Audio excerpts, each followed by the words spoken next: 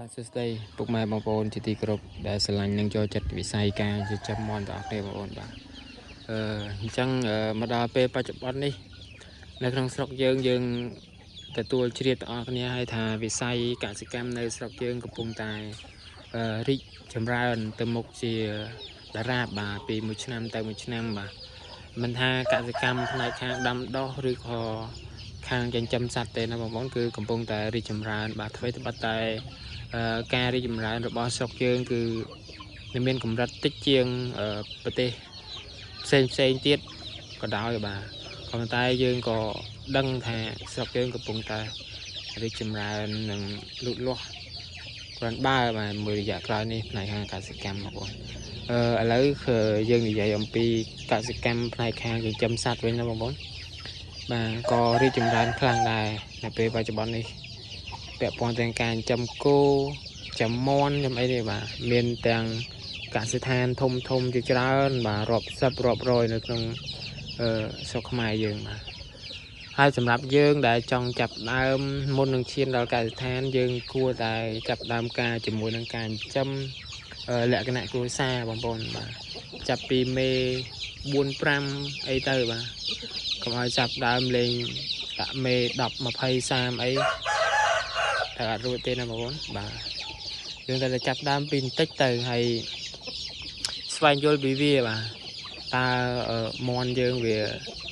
ត្រូវការថែទាំបែបណាចំពោះមេបាហើយកូនតូចយើងត្រូវថែទាំបែបណាអីចឹងណាបងប្អូនបាទដូចពពួកកូនអស់នេះអីនេះនៅតូចចេះអីបើសិនជាយើងអត់ចេះថែទាំទេណាបងប្អូនទៅអស់ហើយបាទ10សល់4 5អីហ្នឹងឯង10សល់1សល់2អីហ្នឹងឯងបាទតែបើសិនជាយើងចេះ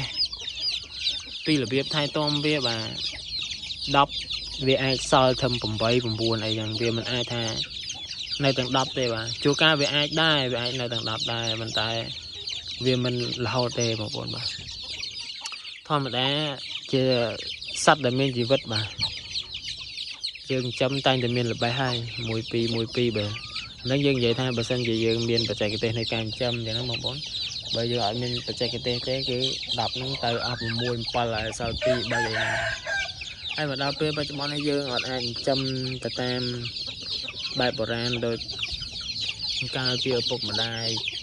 តាយាយយើងពីមុនដោយមិនមានការធ្វើវ៉ាក់សាំងអីទេណាបងប្អូនមាន់បើសិនជាយើងអត់បានធ្វើវ៉ាក់សាំងទេ